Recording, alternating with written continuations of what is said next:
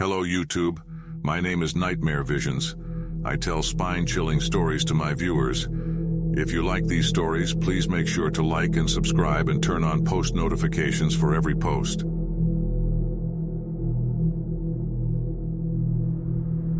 Working the night shift as a pizza delivery boy had its perks. Fewer cars on the road, lighter traffic, and the thrill of cruising through the empty streets. But one fateful night, those perks turned into a chilling encounter that would haunt me for the rest of my life. It was a cold winter evening, the kind that sinks into your bones and sends a shiver down your spine. My car's heater was on full blast, but I could still feel the icy tendrils of the night seeping in. I was navigating my way through the city, the glow of streetlights casting long shadows that seemed to dance alongside me. As I pulled up to the address on the delivery ticket, a sense of unease washed over me. The house was old, its paint peeling, and the windows were shrouded in darkness. A flickering porch light barely illuminated the front steps. Ignoring the chill that crept up my spine, I grabbed the pizza box and headed to the front door. My knuckles rapped against the wooden door, the sound echoing through the stillness of the night. A sense of foreboding settled over me, and a knot tightened in my stomach. Minutes passed, and there was no response. I knocked again, louder this time, my breath forming misty clouds in the frigid air. Just as I was about to give up, the door creaked open, revealing a figure standing in the shadows. His features were obscured, but I could make out a disheveled appearance and a pair of piercing eyes that seemed to lock onto mine. His voice was raspy, a low whisper that sent a shiver down my spine. "Ah, the pizza," he said, his words almost too deliberate, as if each syllable was carefully chosen. "Come in." A wave of apprehension washed over me, but the allure of a generous tip pushed me forward. I stepped inside cautiously, the creaking door shutting behind me with an ominous finality. The interior was dimly lit, the air heavy with a musty scent that made my skin crawl. The man led me to a small, dimly lit room. Shadows danced along the walls, casting eerie silhouettes that seemed to twist and contort. My heart raced as I handed him the pizza box, his fingers brushing mine in a cold, clammy grip. He thanked me, his voice barely above a whisper. As I turned to leave, a sudden draft made me pause. I glanced toward a cracked window, the curtains billowing in the wind. But the window was closed. A feeling of dread settled over me, the realization sinking in that something was deeply wrong. Before I could react, a chilling sensation washed over me, like icy fingers tracing a path down my spine. My heart pounded in my chest as I turned back to face the man, only to find him inches away, his eyes locked onto mine with an intensity that sent waves of terror through me. "You should stay," he murmured, his voice a sinister melody that seemed to wrap around my mind. "It's safer here." The urge to flee consumed me, and I stumbled backward, my eyes never leaving his. Adrenaline surged through my veins as I fumbled for the door, my fingers shaking as I yanked it open. The frigid night air rushed in and I sprinted down the front steps, my footsteps echoing in the silence. I jumped into my car, my heart pounding like a drum.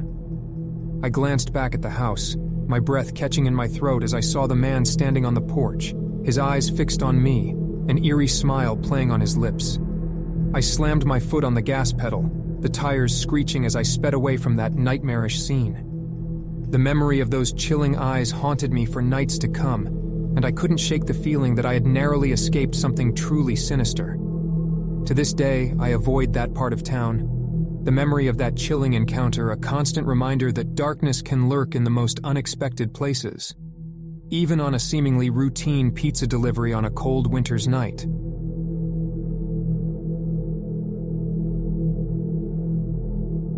It was a crisp autumn evening, the kind that sends shivers down your spine even before the sun sets. My friends and I had decided to embark on a weekend camping trip deep within the heart of the forest, a decision that would soon lead us into an unimaginable nightmare. As we arrived at the campsite, the sun was beginning its descent, casting eerie shadows through the dense trees. The place had an unsettling aura, an inexplicable feeling that things were not as they seemed. We shrugged it off, attributing it to our imagination playing tricks on us. Setting up our tents, we laughed and chatted, doing our best to chase away the unease. Soon, a crackling fire was roaring, its warm glow attempting to push back the encroaching darkness. But the forest's silence was unsettling. No chirping crickets or rustling leaves, just an oppressive stillness. We gathered around the fire, telling ghost stories in hushed tones. Despite our attempts at bravado, I could see the unease in my friend's eyes, mirroring my own. And that's when we heard it. A faint, almost imperceptible whisper carried by the wind. At first, we dismissed it as the forest playing tricks on us. But the whisper persisted, growing louder and more distinct. It seemed to come from all directions, as if the very trees were speaking. We exchanged worried glances, our laughter fading into uneasy silence.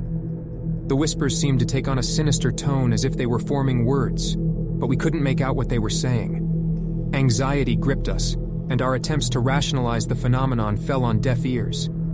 Panic began to take over as the fire's glow wavered and dimmed. With a nervous chuckle, we decided to investigate the source of the whispers. Armed with flashlights, we ventured into the forest, the trees towering above us like ancient sentinels. The wind seemed to carry the voices, leading us deeper into the woods. As we pressed on, a feeling of dread settled over us, the weight of an unseen presence bearing down on our shoulders. The whispers grew louder, more urgent, as if the forest itself was trying to warn us. My heart pounded in my chest, the adrenaline-fueled rush drowning out all rational thought.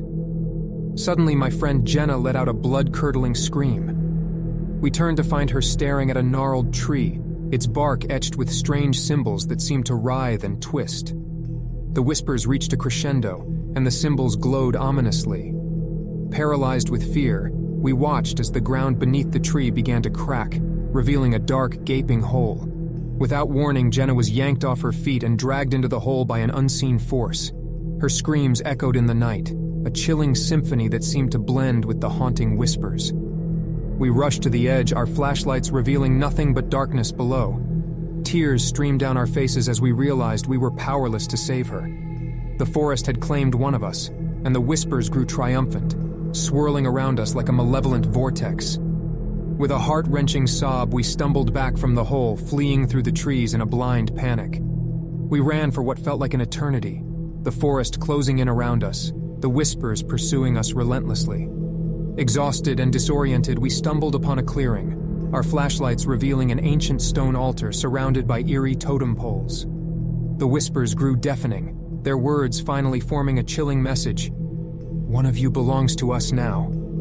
Terrified and broken, we huddled together, knowing that we were trapped in a nightmare beyond our comprehension. The forest had claimed Jenna, and now it hungered for another. The whispers seemed to seep into our very souls, promising a fate worse than death.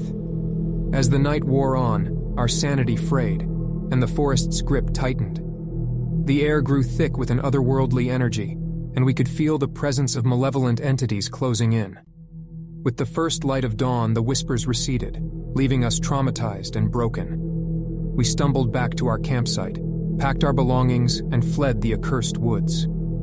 We never spoke of that night again, haunted by the memories of whispers and the horrifying fate that befell our friend. The experience forever changed us, a chilling reminder that there are places in this world where the boundaries between reality and the supernatural blur, and where the darkness holds unspeakable secrets.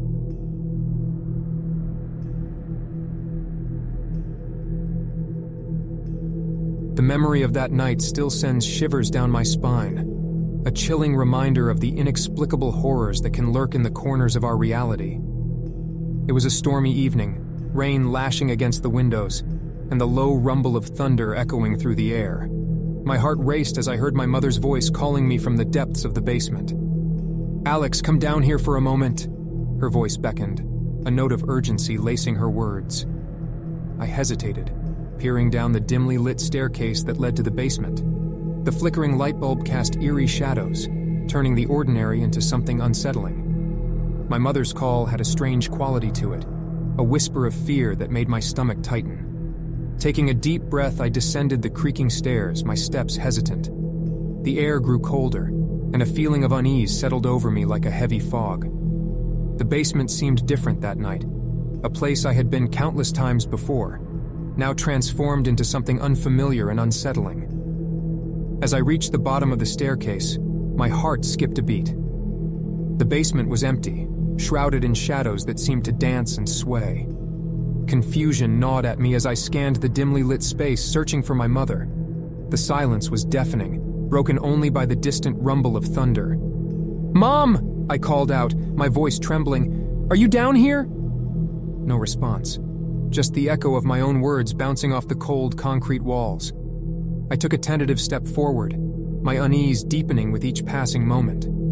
A sudden gust of wind swept through the basement, extinguishing the flickering light bulb above me.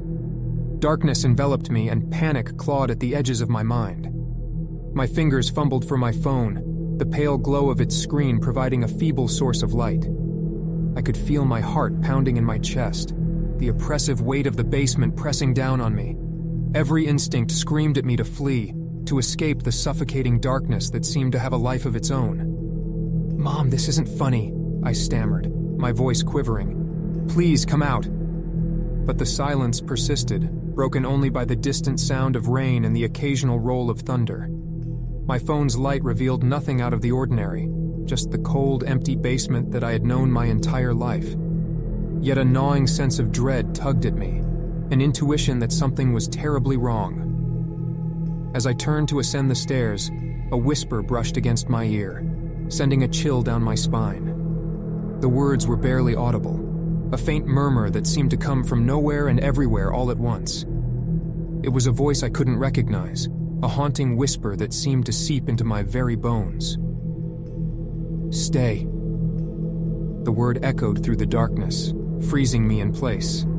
My heart raced and I could feel the weight of an unseen presence closing in around me. Panic surged within me, an overwhelming urge to escape the basement's clutches, but my legs felt like lead, rooted to the spot. "Who's there?" I managed to choke out, my voice barely above a whisper. The silence that followed was thick and suffocating. I strained my ears, listening for any sign of movement or response, but there was nothing.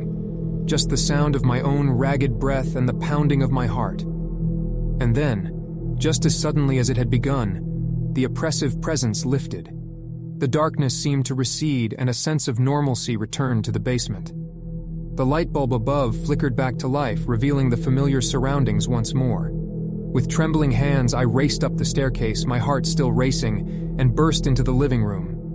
My mother sat on the couch, engrossed in a book, completely unaware of the terror I had just experienced. I stumbled toward her, my breath coming in ragged gasps. "Mom!" I panted. "Did you call me into the basement just now?" She looked up, confusion etching her features. "No, I've been here the whole time. Why?" I struggled to find the words to explain, to describe the haunting call that had drawn me into the depths of the basement. But how could I put into words an experience that defied all rational explanation? That night, as the storm raged on outside, I lay in bed, haunted by the memory of the basement's malevolent whisper, the voice that had urged me to stay, that had wrapped its icy fingers around my soul. I knew deep down that I had brushed against something beyond our understanding, something that had no place in the world of the living. To this day, the memory lingers, a reminder that there are forces lurking in the shadows, waiting to be awakened by a single haunting whisper.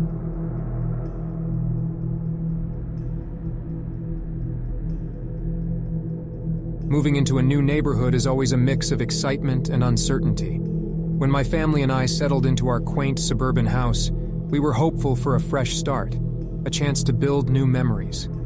Little did we know that our seemingly peaceful surroundings would soon descend into a chilling nightmare.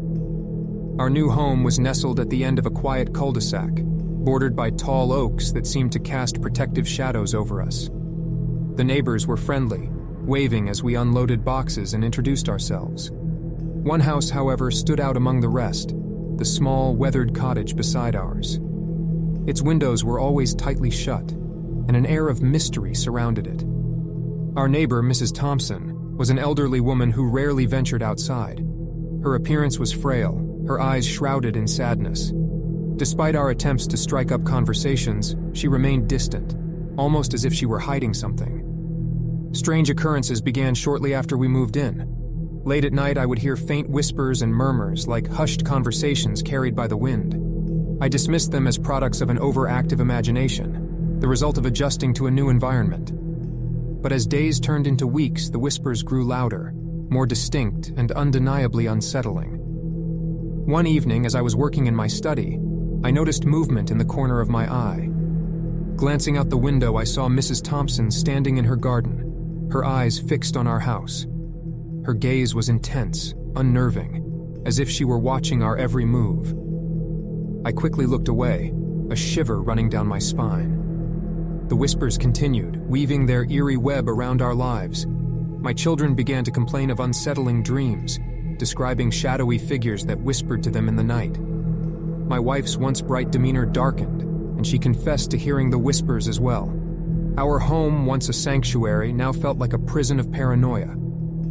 Desperate for answers, I decided to confront Mrs. Thompson. Knocking on her door one afternoon, I was met with an unsettling silence before she finally opened it, her eyes avoiding mine. I asked about the whispers, about the strange occurrences that had plagued our nights. Her lips quivered and her voice trembled as she spoke. "I'm sorry," she whispered. "It's my husband. He's the one whispering. He's trying to reach out." Confusion gripped me as she invited me inside, leading me to a dimly lit room filled with faded photographs and mementos. She pointed to a picture of a handsome man, her eyes welling up with tears. This was her husband, she explained, a man who had passed away years ago. "He loved this house," she said, her voice barely audible. "He built it with his own hands and he never wanted to leave. I think his spirit still lingers here." Her words sent a chill down my spine, the pieces of the puzzle falling into place. The whispers, the eerie atmosphere. They were the remnants of a love that had transcended death, a connection that refused to be severed. As the days went by, I began to sense a presence, an energy that seemed to envelop our home. I could feel his longing, his desperation to communicate. The whispers, once terrifying, now held a melancholic undertone, a plea for understanding. My family and I decided to stay, to coexist with the spirit that shared our home. We acknowledged his presence, offered him a place in our lives. Slowly, the atmosphere shifted, the air becoming lighter, less oppressive. The children's dreams grew peaceful. My wife's smile returned. Over time, the whispers became less frequent, the bond between the living and the departed gradually finding its equilibrium. Mrs. Thompson, too, seemed to find solace in knowing that her husband's spirit had found a way to reach out. Our neighbor's cottage remained a quiet reminder of a love that had defied death, a testament to the enduring power of connection. And as I looked out at our house, bathed in the warm glow of the setting sun, I couldn't help but feel a sense of gratitude for the lessons learned, for the unbreakable bond that had formed between the living and the beyond.